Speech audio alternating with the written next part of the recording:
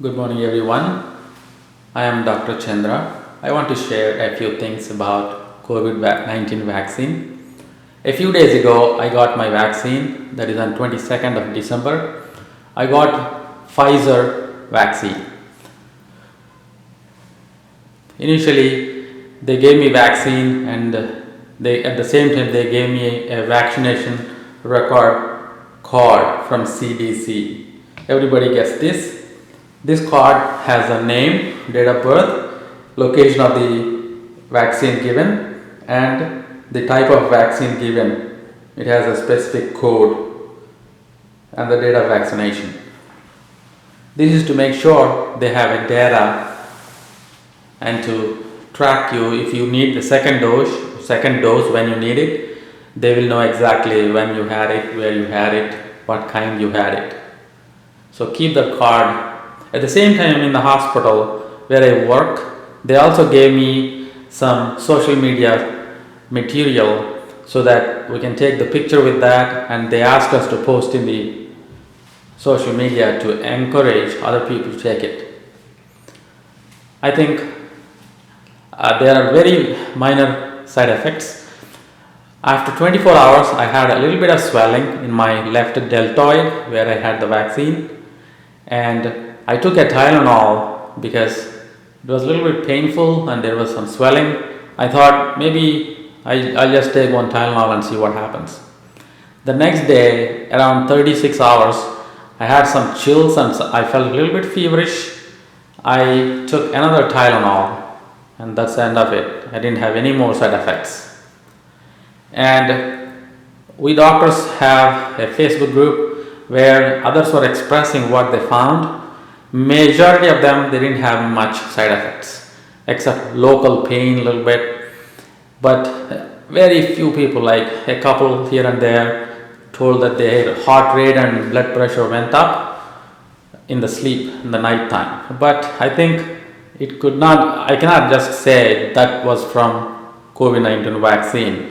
Maybe they had a bad dream, maybe they were anxious about the whole thing, getting a new vaccine, but it's difficult to just pinpoint the side effect as if it is from COVID-19 vaccine. We got Pfizer in our hospital, but some people are getting Moderna. On the board on the right side, I listed a few things to compare. The Pfizer vaccine is given 2 doses just as Moderna vaccine. Pfizer is given the second dose is given after 21 days and the Moderna is given after 28 days. A few days plus or minus 4 days is allowed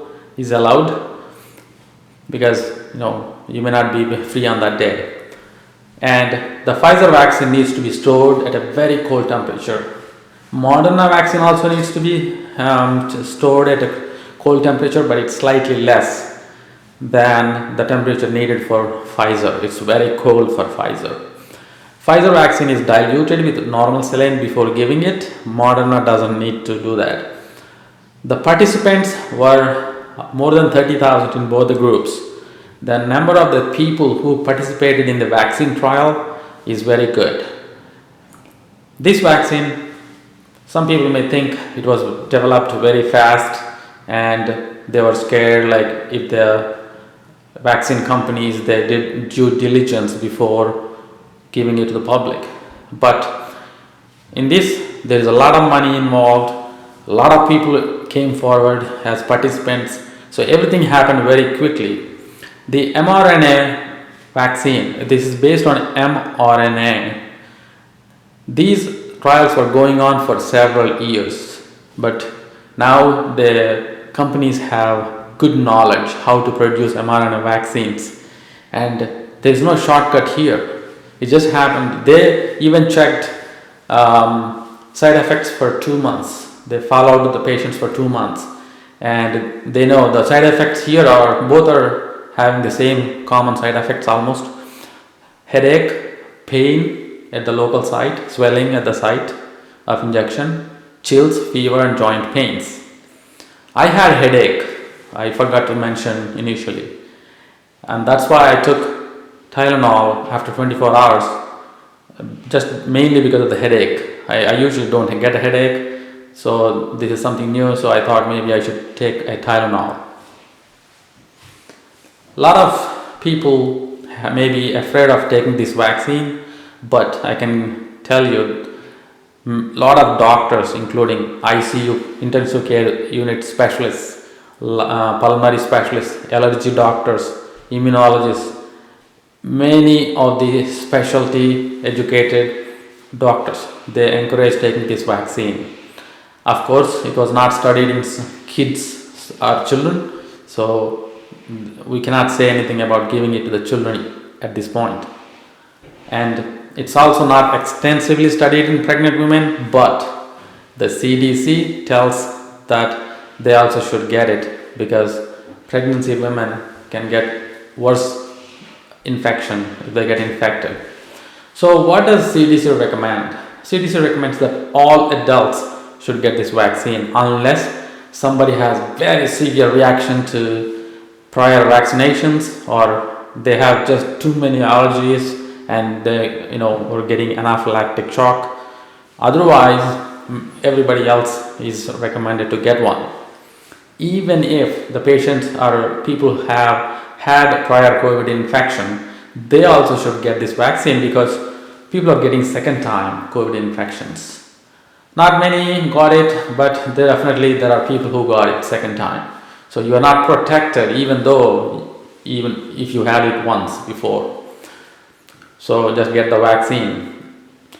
And even with people with the heart disease or lung disease or diabetes or any other medical problems, don't worry, if you still have a lot of questions, you can talk to your family doctor, but they are also recommended as per CDC to get the vaccine. There is no way anybody gets COVID infection from this vaccine because it has only mRNA vaccine. mRNA is artificially made. It's not from the COVID virus. It's similar to COVID virus, but it's made in the lab. So this mRNA is introduced into our muscle, and slowly it enters our muscle cells, but it does not enter nucleus. That means your DNA or your genes won't be affected in the long term. Nothing will happen to your genes. It enters the cytoplasm outside the nucleus, inside the cell, and makes our cells to produce the spike protein, which is the spike protein present on the surface of the virus particles. So then the body recognizes, oh, there is some spike protein, it's not ours, let's start the immune reaction, and they produce antibodies. So first dose helps in recognizing the virus or viral particles, viral protein, and the second dose helps the immune system to strengthen response if in future our body comes in contact with a real natural infection. So that's why we get two shots. The long-term side effects, if you are afraid of the vaccine and its long-term side effects, these both vaccines were studied for 8 weeks and they have a good data, and they say that it's very unusual to have any side effects after that. So it's really very safe, but nobody can give a guarantee, but still it's studied enough time. The sample size in the trials was very high. So I think this is very well developed vaccine, and I took it. I don't have any question in my mind before I took it. I was so convinced, and along with my other specialist doctors who also got it on the first day of offering to us.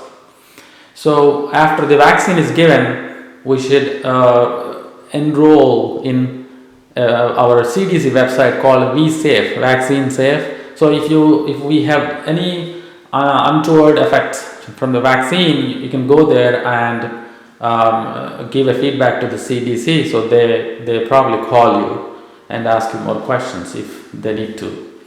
So overall, both these vaccines are almost similar.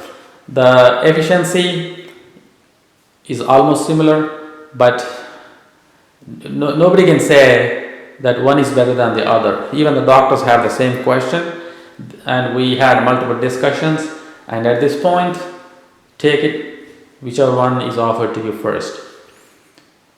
And apart from that, the most important thing to know is natural or COVID infection can damage any part of the body. It can involve any part of the body, and it can have really long-term side effects.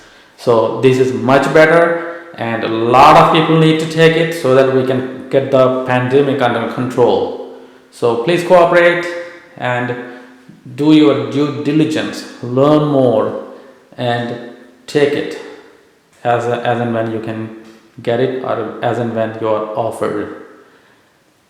And this is our latest update until today. It's 26th of December. We'll see what other new information will come in future. Nowadays there is a variant, another strain of virus came or is very actively spreading in UK. So apparently this vaccine can help with the new strain too.